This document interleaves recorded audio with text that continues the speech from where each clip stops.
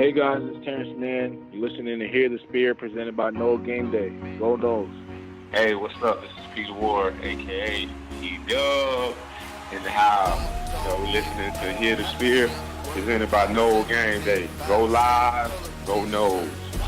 Hi, this is Charlie Ward, and you're listening to Hear the Spear, Go Noles. This is Terrell Buckley. You're listening to Hear the Spear, presented by No Game Day. No Bloody.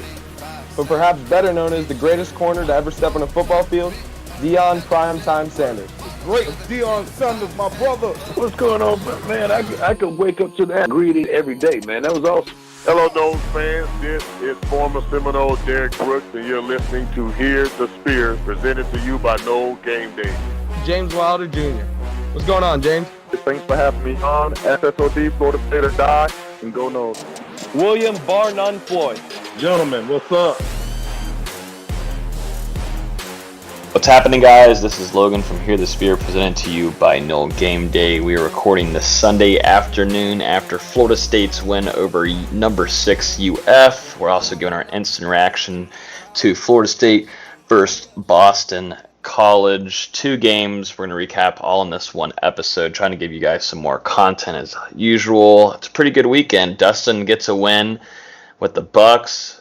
Florida State wins basketball-wise. These two guys are happy. Florida State, of course, beats Boston College at Boston College, and Austin has a primetime game tonight, and my Steelers are down 7, but I'm still staying positive. Yeah, undefeated sports weekend for me, so I'm feeling pretty good. Not to mention just Cousins, not to mention just the Bucks, but the Celtics also pulled through 2 wins for me, so feeling good.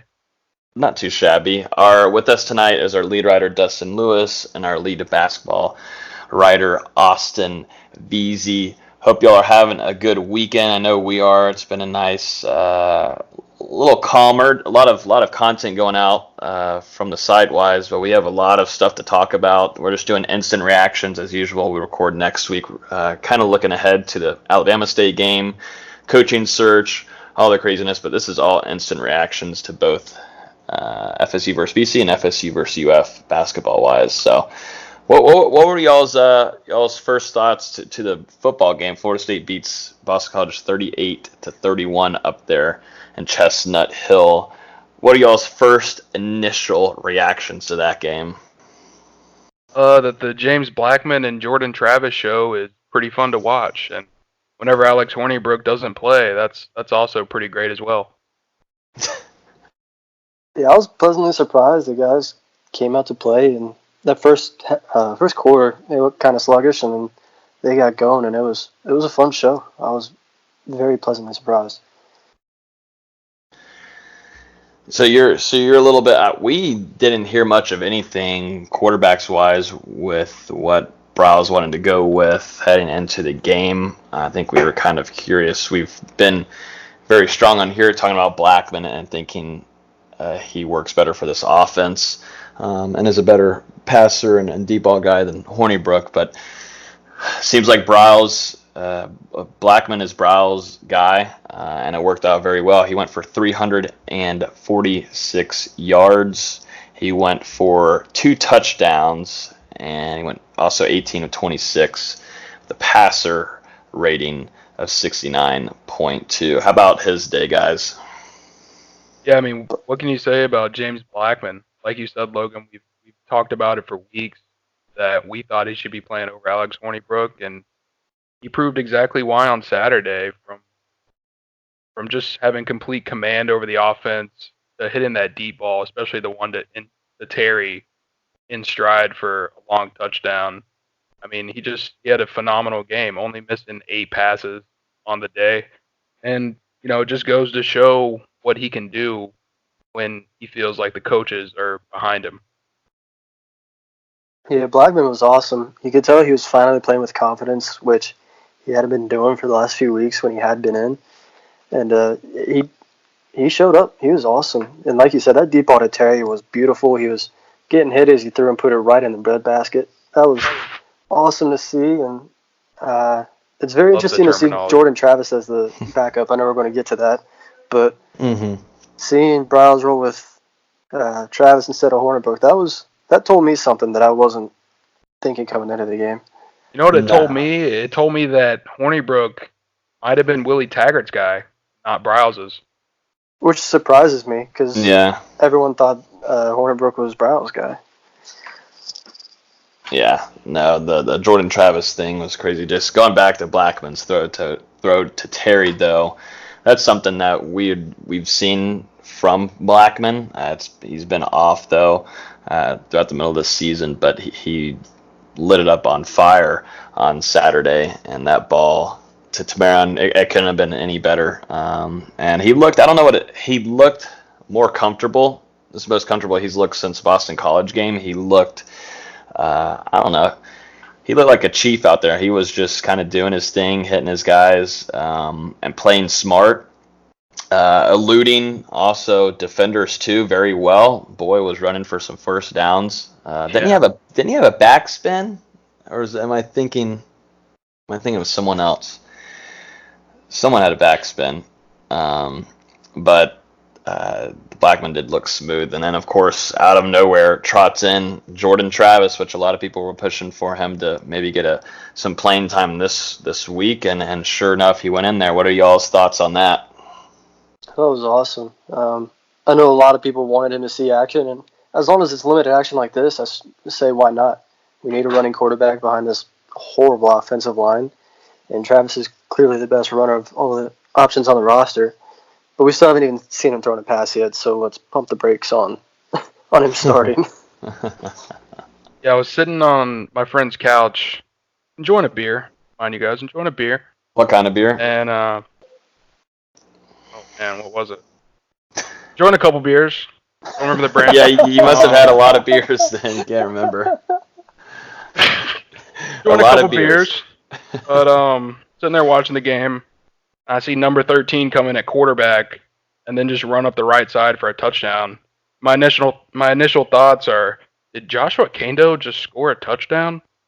That's how far Jordan Travis has kind of flown under the radar this season, but he definitely put himself on the map on Saturday and earned everyone's respect. And, going forward, like you said, Austin, need to see him throw the ball a little bit, but as a dual threat, bringing him in there to run the RPO, I mean, it's a perfect fit. Yeah, and then it kind of stinks that it's at this late of the season. And, I mean, Travis goes for, he was your leading rusher, 3 carries, 94 yards, 2 touchdowns. And it looked rather easy for him, too. Of course, Boston College's defense isn't the greatest. That's to be noted, but still, it looked fairly easy for him out there. And there's talk, starting quarterback. Let's see the man throw a little bit. I know there was some highlights of him during the spring game, and if they're gonna have both guys out there and it's working, keep at it, because Florida State's gonna face Alabama State, and then they'll have a bye, and then they'll go face the Florida Gators in Gainesville. But yeah, Odell Higgins is 3 in Odell right now. How about that? And that great end. Did y'all see that post game locker room speech video? How could you not? It was everywhere. Yeah, amazing energy. Just noting on Travis one last time, his second touchdown run, 66 yards, where he turned on the Jets and outran every Boston College defender, was the longest run by a quarterback in Florida State history. Isn't that impressive? Crazy. And I think, was it yards per play or something like that? I think it was yards per play was the longest it had been since the 2013 season, if I'm correct. Wouldn't surprise me. The offense was clicking on Saturday, especially the passing game. Yeah. Travis really inflated the rushing game stats, I would say. Akers only had 18 carries for 59 yards, but when you bring in Travis, 3 carries, 94 yards, and 2 touchdowns, that inflates it a little bit. It's not a bad average. Mm-hmm. 31.3 average per rush. Terry led receiving, though, but it's not to be mistaken that DJ Matthews had an incredible play and a nice day for himself, too. A lot of people were pissed about him during his punt return, kind of got on my nerves a little bit too, because I think he jukes maybe 2 times more than he really should. I think he's fine if he just jukes once, and it worked on his from Blackman to DJ Matthews there, man, and his dive from six yards out, I believe. Yeah, the verticality there from about the 5-yard line, 1-foot jump and just reaches the ball to the sideline. I mean, it was incredible.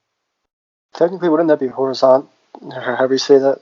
Horizontal, whatever. You know what I'm trying to say. He dove.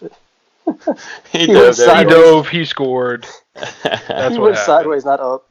Yeah. I noticed something very early on during the game was seeing Isaiah Bolden back there at kick return, and I thought he looked pretty nice. How about you guys? Yeah, besides the muff on the one kickoff, yeah, he looked great out there. He looked very in control. His vision was great. But yeah, other than that one drop kick, he looked really good. What the hell was he doing on that kickoff that he dropped? I was dying. It would not stay in his hands. I was dying. It like bounced into his hands, and he's just juggling his hands around, and then he decides to start running anyway. And oh man, that was just a mess. But the couple where he actually was able to break it out, get to around the 45, and have some space in front of him, he looked like a natural ball carrier back there. So excited to see what Isaiah Bolden can do going forward. Yeah, moving forward, it'll be nice. It'll be interesting to see how he does. But I liked he went vertical and he had good eyes, like Austin said. Going down defensively too, real quick. Hamza Nasruddin has been a player this year. I think defensively, it's probably between, for me at least, Asante and him for having just a solid team. Now that Marvin Wilson is out, I think he's one of your, if not best defensive players on the field. He just finds places to tackle. I know he did have some hard times a little bit with A.J. Dillon, but A.J. Dillon is a different specimen. But Hamza Nasruddin, 22 tackles in total, 11 solos. He's having a great season for sure. Amari Gainer second, and Stanford Samuels. Stanford Samuels actually had a pretty decent game too. Yeah, this was his best game of the season, I think. Yeah, I was talking shit about Stanford Samuels, and then he got a pick, and I was like, really? I mean, he had a really nice tackle on a screen that probably should have been a touchdown, but he dove and just got the shoelace of the tight end and saved a touchdown. So he had a really good game, I thought. But yeah, really just Hamza seemed to be everywhere on defense. I mean, no matter where Boston College put the football, there was Nasruddin to get in on the tackle. And 2 out of his 3 last games, he had 17 tackles against Syracuse. He only had 5 against Miami, and he has 22 against Boston College. So he's starting to turn it up a little bit as we move forward. Dustin, we're going to need you to start talking louder. People are going to start getting mad in the comments if they can't hear you because you say some really impressive things. So. All right, I'll speak up. There you go. I'm saying it publicly while we're recording, so then people, whenever they're DMing us or whatever, I told them, your girlfriend won't be mad if you're being a little too loud in the room, right? She's not here anyway. Oh, perfect then. Let that voice go out. Let's see what we got here also. How about Kendall Browse's calls too? I thought they were pretty interesting. I thought he called a very nice game. I know we've kind of been giving him a hard time, and Twitter land has too, but I thought he called a pretty nice game, definitely for using different guys that haven't been out there, of course, like Jordan Travis was. But I remember seeing a play, if I can remember, it got called back for a flag, but it's pretty interesting. They had a guy, who was it? Was it Cam Akers that flipped it back to Trayshawn Harrison? It was something, maybe it wasn't that. But did y'all see that? There was a flag and it came back, but they're going to the right side, and it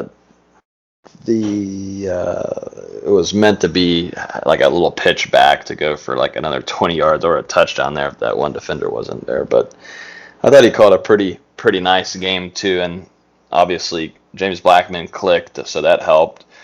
I think Kendall Browse had a pretty solid game, and he looked. It was a different kind of sideline too. I mean, this is probably the Odell Higgins effect, but from what we heard, Odell Higgins said it's time for everybody to grow up at halftime. Stop blaming each other, which we had seen on the after penalties, and whenever someone's scoring a touchdown, opposing team scoring a touchdown, we would always see the secondary accusing one of each other, putting their arms out. But Odell Higgins said straight up, "It's time to grow up, boys." And Kendall Briles was pretty. I don't know. He had a lot of expression on the sideline, and Odell Higgins too. And that's a change that we haven't seen since before Taggart was hired. Taggart was very quiet and didn't really see much talking. There was a difference with Odell Higgins yesterday against Boston College. I don't know, just a different feel, and I think that's what fits Florida State better. Got to have discipline. You got to be tough on these guys in order to have success. Yeah, seeing Browse blow up like that on the sideline, I forget exactly what the situation was. I think it was a false start or something along those lines. But, yeah, it was something we haven't seen in years, but it's needed. Someone's got to tell these guys, hey, you're screwing up. And he got onto him. It was good to see. Yeah, it just makes me wonder how much input Taggart had in the play calling and the overall offense, because yesterday you could really tell with the multitude of sets, the variety on offense, that Kendall Briles definitely had complete command of that offense yesterday. There was countless times where Florida State used play action to their advantage, and I mean, they just made a ton of different creative calls, getting Travis involved, and I mean, just everything. So just thinking about that and thinking about some of the other games that we've watched Florida State play this season, just makes me wonder how much Taggart was affecting things and not just giving Briles the complete reins to let it fly. Which sucks. You bring in an offensive coordinator, you want him to do offensive coordinator things. It sucks to see a head coach probably meddle like he did. Yeah, it does wonder, and that's started a lot of conversation of how much did Taggart play a role in kind of hindering Browse and what he could do and his creativity and where he wanted to go, what kind of sets, what kind of players he wanted to put out on the field. And I'm sure that's a conversation that will continue, and we'll see a little bit more too. I think you'll see some play on next Saturday too against Alabama State. You'll see some guys that we probably haven't seen all season get some chance. I think you'd see more of Jordan Young, and so it should be pretty nice. It should be a packed.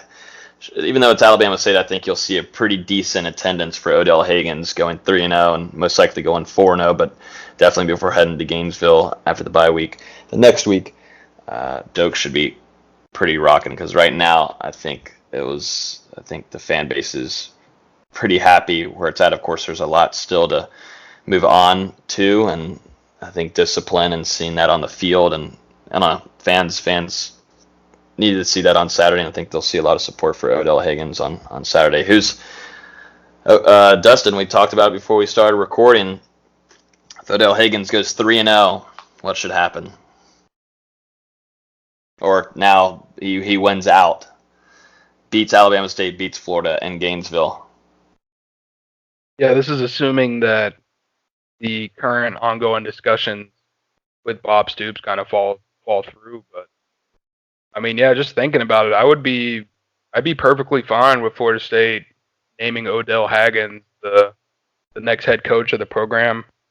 Obviously, he's been here for so long. I mean, he's really what Florida State is about, and we saw that with how he led the team yesterday. I mean, the leadership and the fire he brings to this program it really just changes things. It makes stuff different. Plus, I feel like if you do hire Odell, you're not going to pay him as much as the Bob Stoops, probably $2.5 to $3 million a year, and that gives you a couple extra million in the bag to go out and pack this staff with elite coordinators around him. So really, that's honestly an interesting option to think about, and it's something that athletic director David Coburn even mentioned after the win yesterday. Yeah, the only thing I'd worry about is if he does win out and they promote him, if things don't go the way you want them to, how are you going to fire Odell Higgins? You can't do that. He is Florida State. So that's the only thing I'm worried about. Obviously, there's a lot of ifs, but yeah. I think Odell's the type of guy, if he gets made head coach, he would go out and do that to the best of his ability. And, if Florida State decides to go with someone else as the head coach, just like they did in 2017 when they brought Willie Taggart in, instead of continuing on with Odell when he was in the interim back then, I think that he'd be fine with that, and he'd go back to grinding as the defensive line coach. He wants the best possible outcome for Florida State, like he said countless times. That's what makes him, so much of a great coach and a humble person. Really, just a great fit to be at Florida State. All right, so now on to basketball. Florida State on Sunday afternoon defeats the Florida Gators, ranked number 6th in the country, 63-51. It really wasn't close after a little while in the second half. Your leading guys, Devin Vassell, 13 points. He went 6 of 15, 6 rebounds, and 2 steals. How about that game? What are y'all's first reaction to that? Because I think on the last podcast, y'all were both predicting a close game, and I know in your preview, Austin, you predicted Florida State to win that game, and there it is. So you're kind of spot on right now. Yeah, I'm feeling pretty good. My entire mood is summed up through former point guard Xavier Tan-Mays. Tweeted out after the game, UF and FSU basketball isn't a rivalry anymore. That's 6 straight. Y'all suck. That's a whole mood right there. Yeah, I just want to thank Florida for hiring Mike White. Oh, yes. Back in 2015. 5 years of Mike White, 5 years of wins for Florida State and Leonard Hamilton. And just a complete domination of the Sunshine Showdown in recent years for Florida State. And hopefully it continues on. Let's make it a decade. And praise the Lord for the Florida Athletic Administration for extending Mike White. Despite him never beating us, he got an extension. That's awesome. I love it. Let's keep doing it. Yeah, people are cheering in Tallahassee.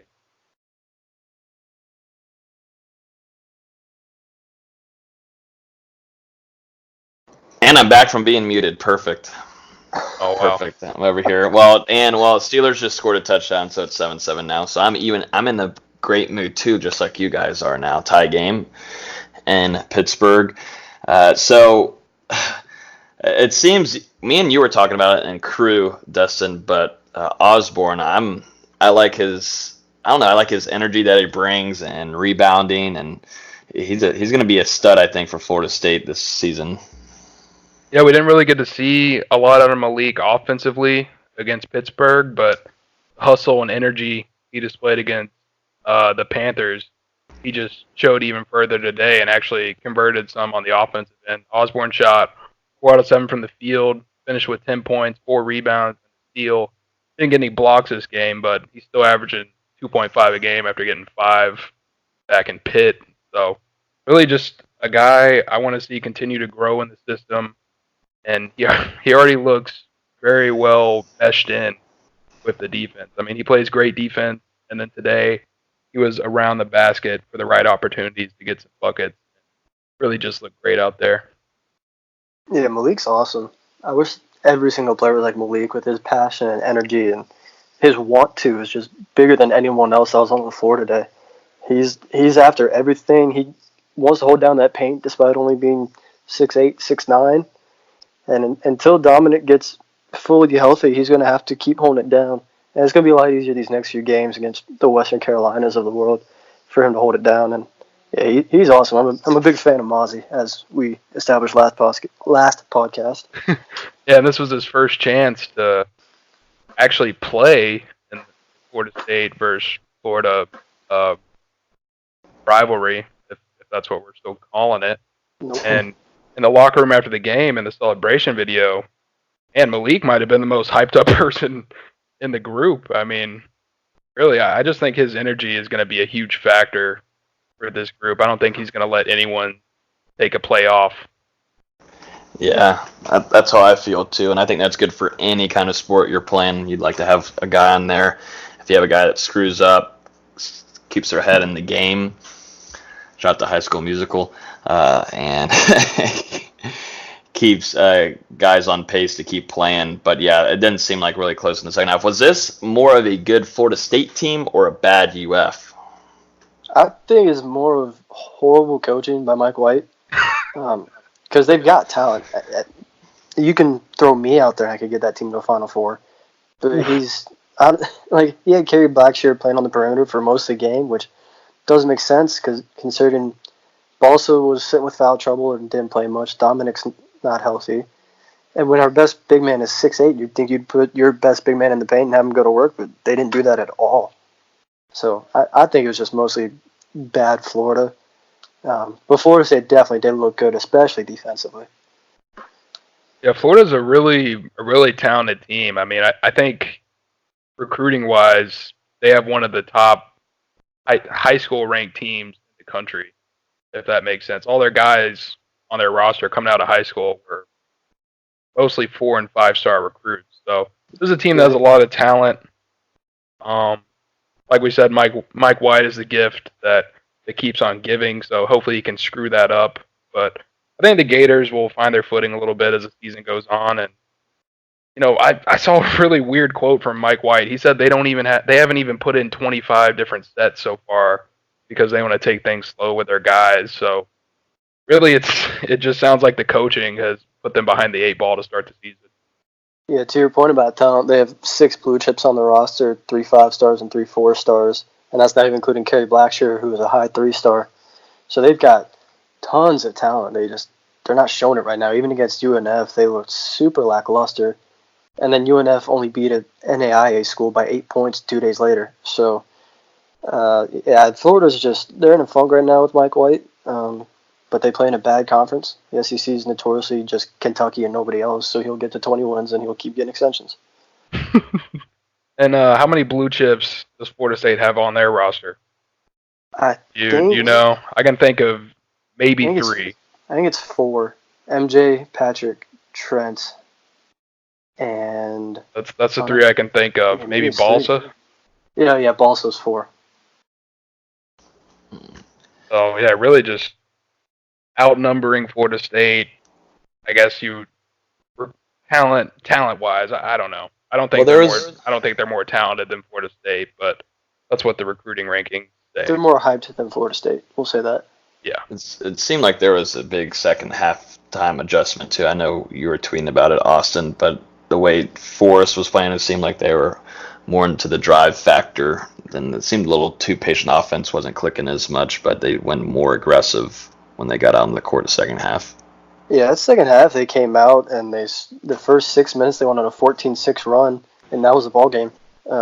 We ended up winning by that distance between that run and from what we had in the first half. So yeah, those first couple minutes they were getting turnovers, they were getting steals, fast breaks, easy layups, easy dunks. We were taking and making our jump shots, which we weren't doing in the first half. That second half was a completely different ball club. And whichever coach put the scout together, they did a good job. Yeah, and I thought even when Florida State got into their half court sets, I mean, they were still really excellent. Ball movement, they were moving the ball around the court. They had a couple errant passes. I remember one where MJ took a pass in the corner, drove under the basket, tried to swing it out to Trent, and it just rolled out of bounds. But Florida State had 8 assists in the second half, and really just the passing, they weren't really passing the ball in the first half. It was just too passive on offense, and they really turned that aggressiveness into excellent ball movement, which turned into baskets. And they looked like a seamless unit on offense in the final 20 minutes. Yeah, and they only had 9 turnovers all game, which is amazing, and down to 17 fouls compared to 28 against Pittsburgh. Trent himself had 7 assists, so yeah, the ball movement and ball handling was much better all game than it was Wednesday night against Pittsburgh. With podcasts, we can't show you anything visually, but Leonard Hamilton just put a tweet above an image that someone sent him. The image is a graphic. It's from a meme. Leonard Hamilton has Mike White on his shoulders and holding his hands just... and Leonard Hamilton tweeted that? Yeah, tweeted, I don't wear a watch. Because in the image, the guy is holding Mike White's hand. He has a watch on, but it's Leonard Hamilton's face and Mike White with his sad, mad face. Oh, one of the players sent me that image after the game. I can't believe they actually tweeted it. He's not denying that he owns the shit out of Mike White and you. I'm in Yes. tears. Oh my god. It's hilarious. I just had to bring it up. I'm sure if you're listening to the podcast, y'all gotta go check out Leonard Hamilton's Twitter. I wonder if that started really this off season with his Twitter Yeah. kind of switching this way. I wonder if that's to do with maybe. Do you think this is like a recruiting move too? I mean, of course it's just his official account, but I feel like you know players and recruits are out on social media, but I mean this kind of stuff just kind of puts his just puts him out there a little bit more. Yeah, I think not- it definitely just Recruiting's helps looking for him too. Yeah, just helps his social presence. Obviously, when you have a good social media presence, a lot of people are going to take notice, and that includes recruits as well. So, yeah, Leonard Hamilton really just killing the Twitter game right now. Yeah, he is. What are y'all's thoughts after this game? Florida State's going to have its season opener against the Western Carolina Catamounts on Friday at 7. But what do you guys feel about heading into the season, home opener, and then they'll face Chattanooga, St. Francis, PA, some small teams. But how are y'all feeling after kind of a beatdown in Gainesville? I'm feeling pretty good. I can't lie. Both games went pretty much how they expected to. I didn't expect us to win by 12 today, obviously. But the Pitt game went exactly how I thought it would. Even though we lost, it still went exactly how I thought it would. And then today, the first half was exactly how I thought it would, and then the second half we just blew them out of the water. It was awesome to see, and that momentum is going to be huge going into these next few games. Western Carolina put up a really good fight against Georgia and Anthony Edwards in their season opener, so we'll see if they can continue some of that momentum. But yeah, these next few home games are going to be good to get these younger, inexperienced guys some minutes, like Nate Jack and hopefully Raekwon Evans. We didn't get to see him today, even though he was cleared. Balsa, Wyatt Wilkes, and Anthony Play get these guys some confidence and hopefully keep rolling throughout the rest of the season. Yeah, I think this is a win that can really propel Florida State through the rest of its non-conference slate. They got four games in a row that they should win before playing Tennessee in the Emerald Coast Classic, which should be a tough game. Following that, they go to Indiana for the ACC Big Ten Challenge, which should also be a tough game. So these next 4 at home, I'm really looking for Florida State to kind of tune up some of their mistakes that they've made thus far, integrate guys further into the rotation, and get a look at some guys that haven't gotten a ton of minutes yet. Yeah, these kinds of games are the ones you're used to having before you play Florida and Pittsburgh. Yeah, exactly. The schedule makers did us no favors for the first part of the schedule, and now it's time to rattle off some easy wins and hopefully get back in the top 25. Well, I think that will do it for our 2 reactions to FSU versus BC and FSU versus UF. Both teams come away with wins this weekend. As always, you can listen to this podcast everywhere, pretty much iTunes, SoundCloud, Spotify, Google Play, and YouTube. Also, if you're on YouTube, subscribe over there. If you're on iTunes, make sure you subscribe too. It will let you know every time we upload a new episode. And if you rate us 5 stars, it helps a lot with growing listeners to other FSU fans out there. Also, if you're on Twitter, make sure you're following the podcast Twitter at Hear the Spear, the same as our podcast name. You can tweet us if you have any questions that we should bring up. Feel free to throw them at us over there on the Twitter land. And then also, if you're not following our new Twitter yet, we're keeping up to date with this coaching carousel, the craziness, Bob Stoops stuff going on, us other candidates coming out of the woodwork right now. A lot of rumors flying around. If there's anything new on those side of things with the FSU coaching search, we will update you guys on NoleGameDay.com, and that everything goes first to our Twitter. So if there's any breaking news or nuggets or updates we get, it's going to Nole Game Day, the Nole Game Day on Twitter. But I think that is going to do it for our weekend edition of Recapping the Games. We will talk to you guys next week, maybe earlier, depends if someone gets hired or not, but we will talk to you guys next week. We always appreciate you guys listening, and we hope y'all have a great rest of y'all's Sunday and a great start of y'all's week.